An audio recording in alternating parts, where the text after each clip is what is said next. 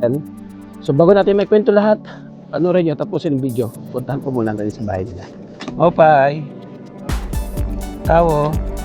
Ulo ko lang sobrang sakit, tas minsan yung mata ko parang lumalabo, parang may nakaharang dyan. Pinagmaaari ko lang ang sasabihin ko. Iyak talaga ako.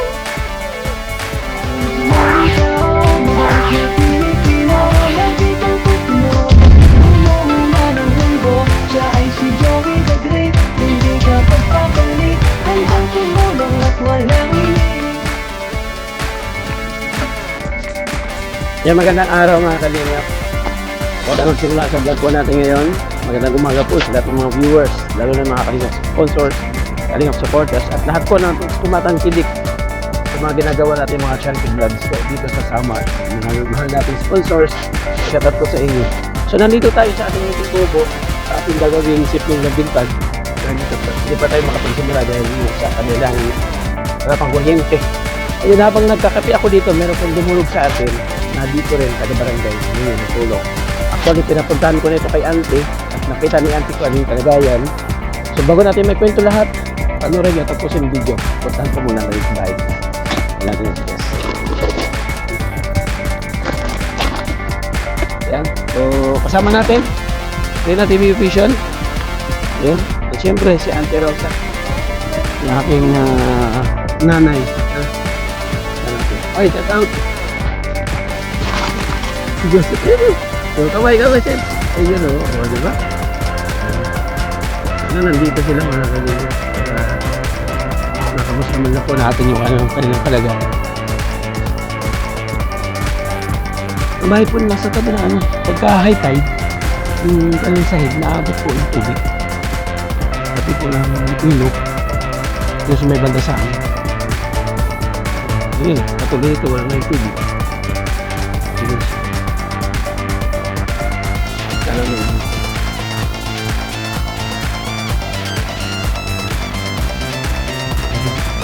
Opay! Tawo! Ay, hindi ka siya nanay. Ano tayo? Pwede yung ulay?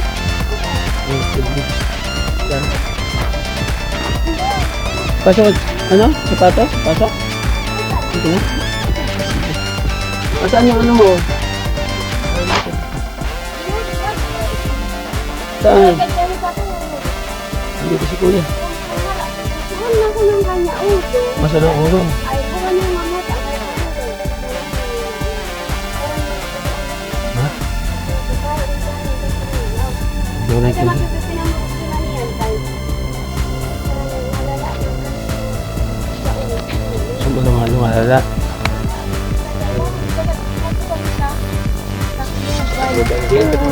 Kaya na mo kitik kan result ya di ibu. Din kon kan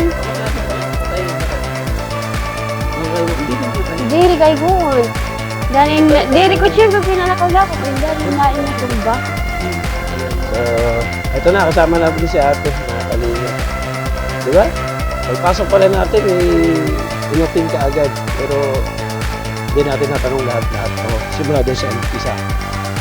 Ang hiningi sa akin ng tulong niya, ito ang kanyang anak, kuya. Higa po. Ito po kasi kagdagali sa iyo. Kaya kapit tayo. So, tanongin muna natin si kuya. Kaya, ayaw mag-salita kaya? Ano? Pakasagot ka?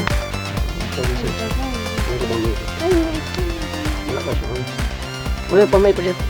Nani? Ay bawal ka pa may pay? Ako muna sa papawis. Anong pangalan mo kuya? Alex, Si Kuya Alex. Ilang taon ka? 25 years old na po. Oo, 20.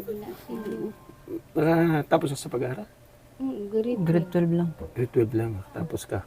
So ano yung nararamdaman mo? Yung ulo ko po sobrang sakit. Pero hindi naman siya lagi. Pag sumasakit lang talaga siya, sobrang sakit talaga. Hindi ko kaya. Nagsasabay ang kanya ulo at saka kanya tiyan, tapos nanginginig na siya. Sige, sa paano nangyayari? Ang yung alam mo.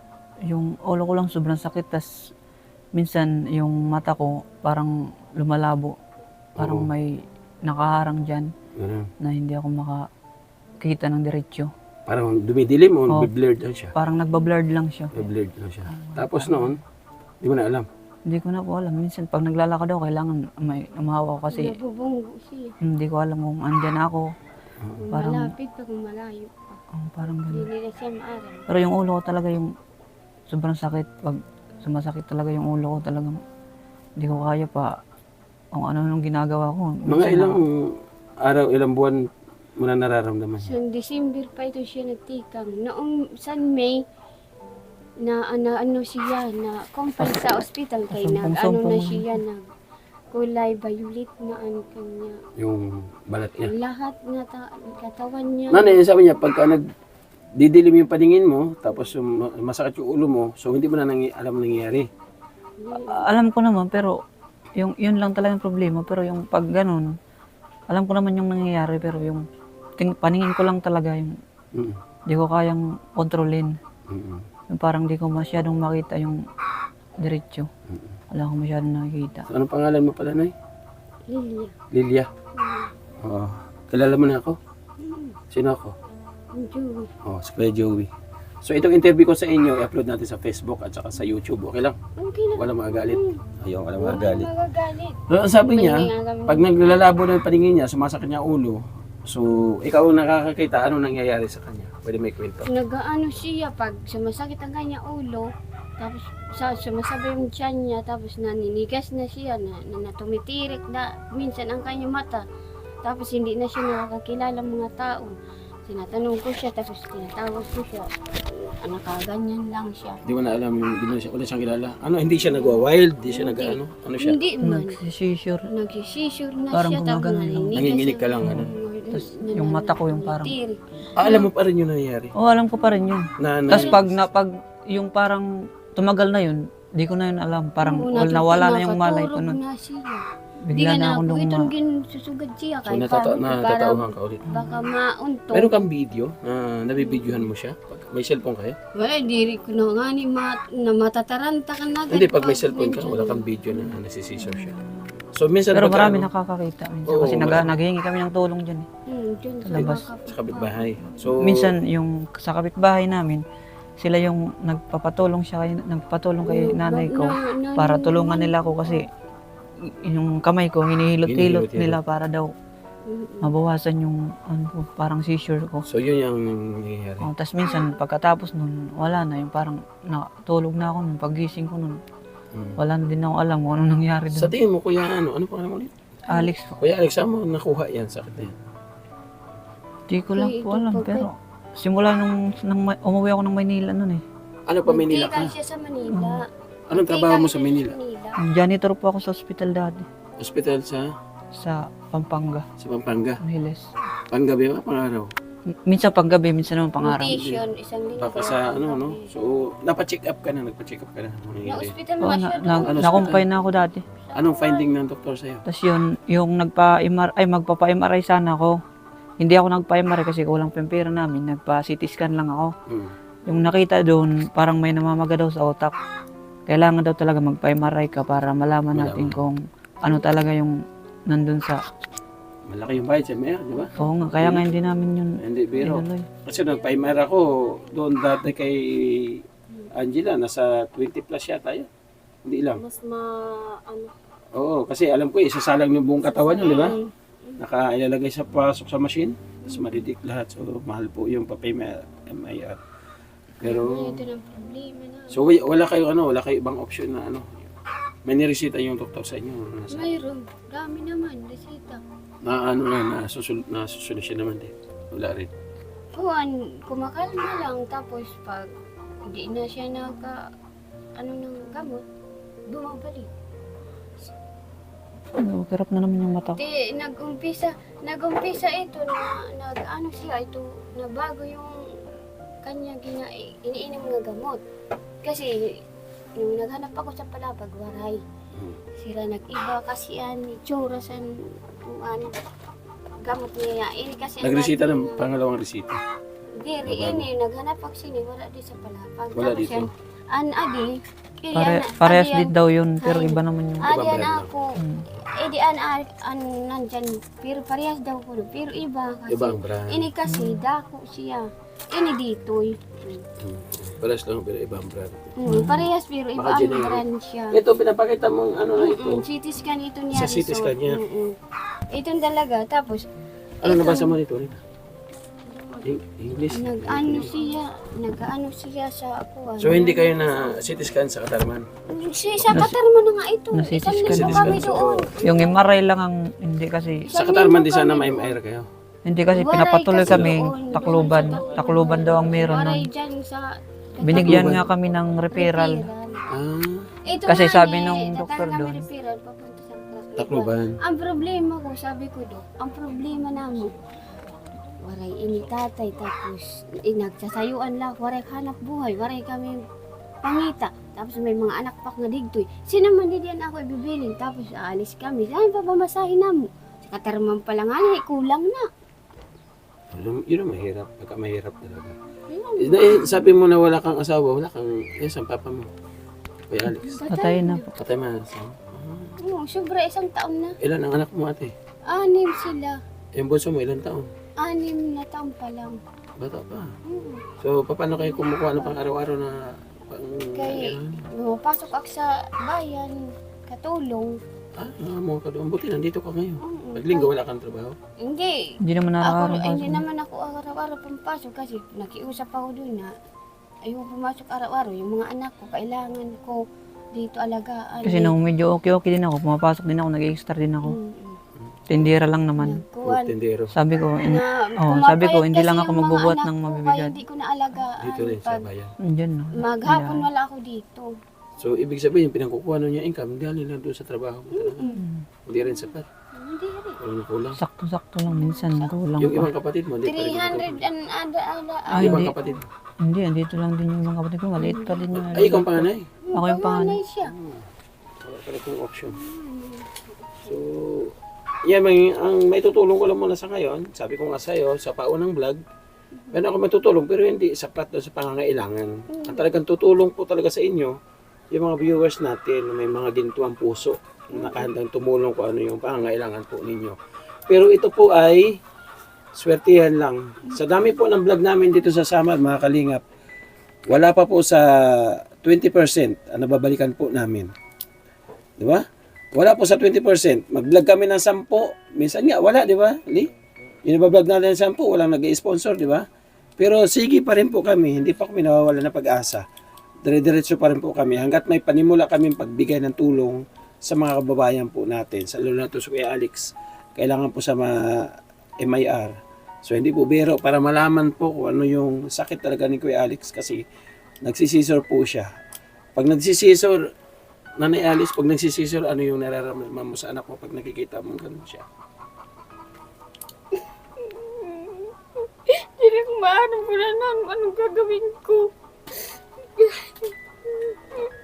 Umiyak talaga ako.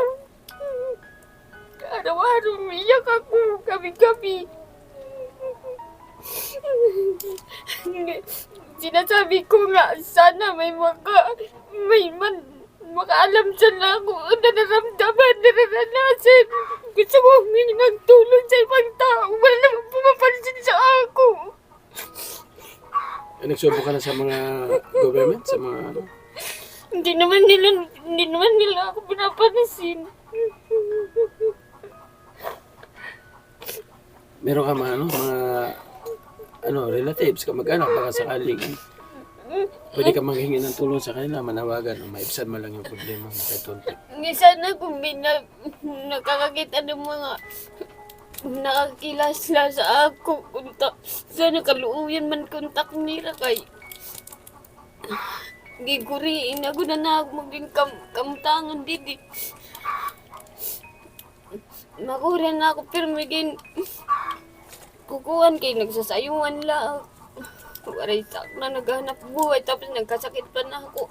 Sana inaasahan ko nga mabulig sa ako para sa mga kapatid niya nga maliliit pa. Nagkasakit pa yung panganay. Nagkasakit pa yung panganay ko na sana makatulong sana sa akin. Kuya Alex. So, mga kanina, yun ang ano, yun ang realidad ng buhay na ano ko kay nanay. Natouch ako kay nanay. Mararamdaman talaga natin yan pagka nangingin ka ng tulong tapos wala pumapansin.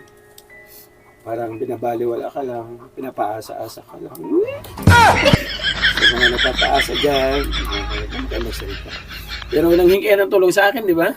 Sabi ko, hintay-hintay lang kasi wala pa yung cameraman ko na pogi. So ngayon yung pagkakataon na dumating yung aking cameraman na pogi, so priority kita. No? So ano masasabi mo sa cameraman ko ngayon? Kasama ko. Salamat. Salamat sa cameraman na pogi.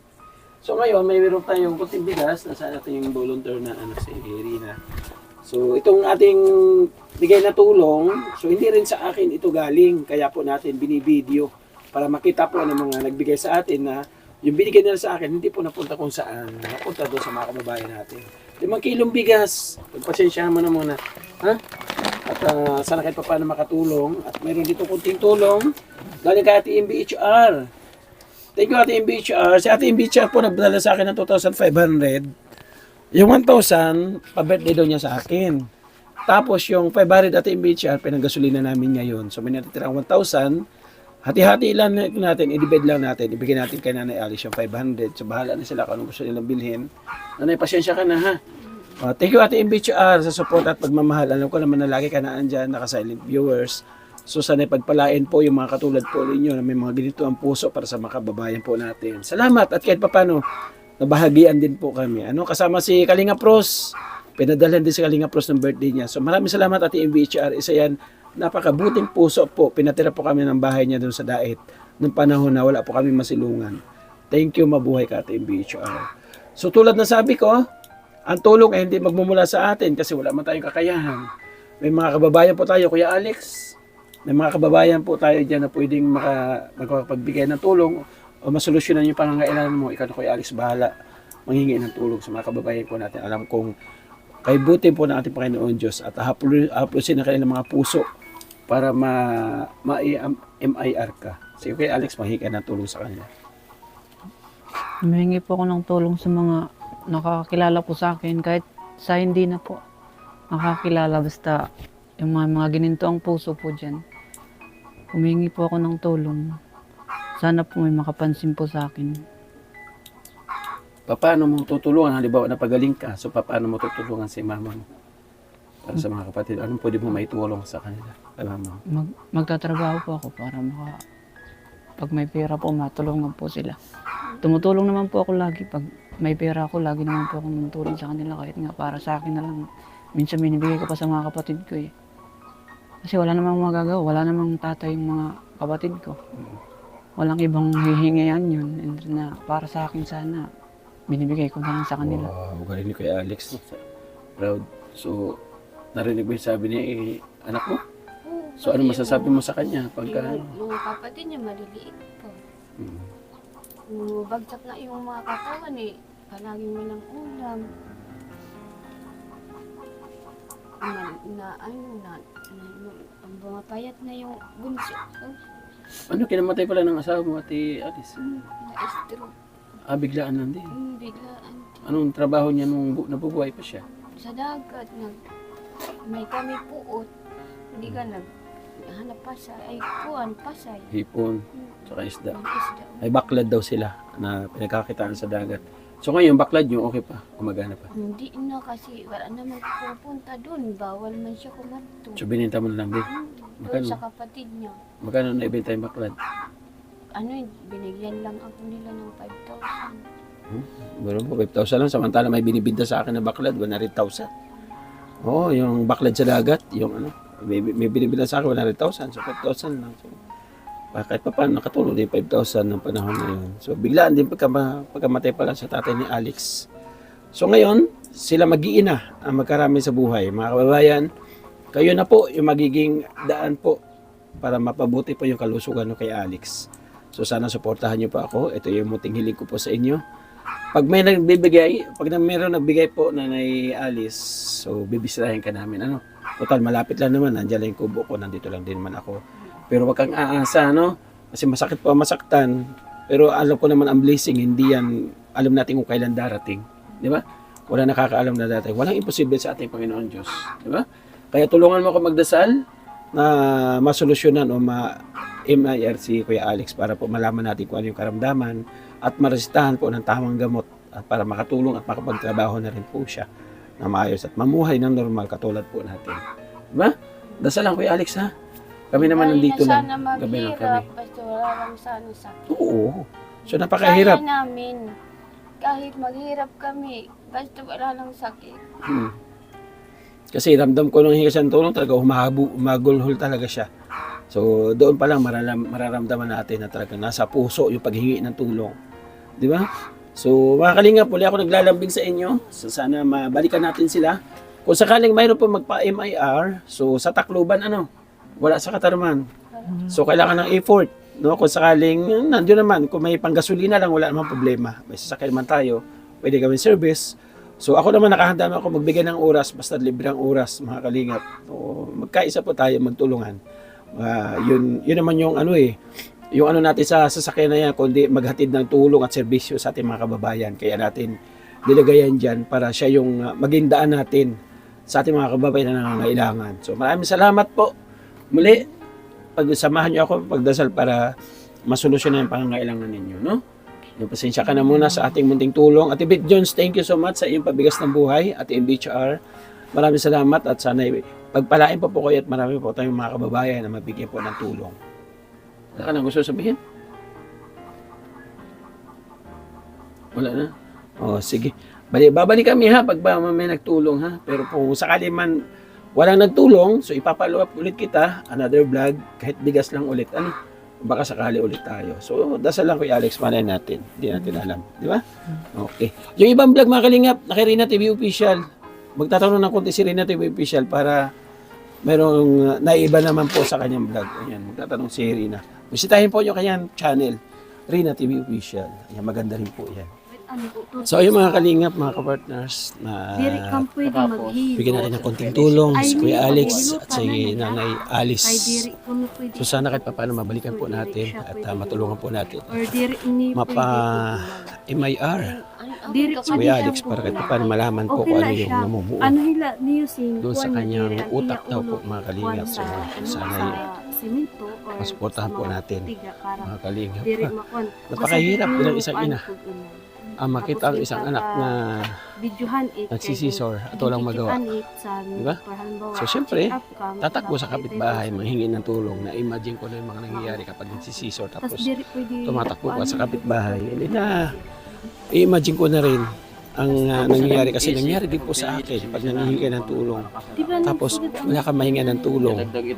Dumain ka naman, nabaliwala ka. Ramdam ko rin po yan mga kalingap yung daanan ko yan. So, napakahirap talaga. So, sana kahit pa paano mapansin ito yung ating munting vlog kay Nanay Alice. Mga kalingap, samahan niyo pa po kami sa paghanap po sa bawat barangay ng mga deserve po tulungan. May ko na mamagas na. Salamat mga kalingap uli hanggang sa muli. Yan yung ating mga volunteer. Supportan po natin. Ayan, ating cameraman na gwapo. Sinasabi ko kanina. Si Limix TV. Rina TV Official mga kalingap kasama po natin. Siyempre, thank you so much kay Auntie. Ayan, yung mga volunteer na sa gilid po nating screen. Supportan din po din yung mga kalingap. Ang pinatawan ng Katarman, nangyayid na kondor. Support niyo ha. At siyempre, ako Kuya Bal, Kalingap Rabat, na vlogs. Support niyo. Kasi mga kalingap tayo mga napansamantala. God bless. Masipag at maaasahan, laging may dalang ngiti at saya. Sa bawat araw, ikaw ang ilaw.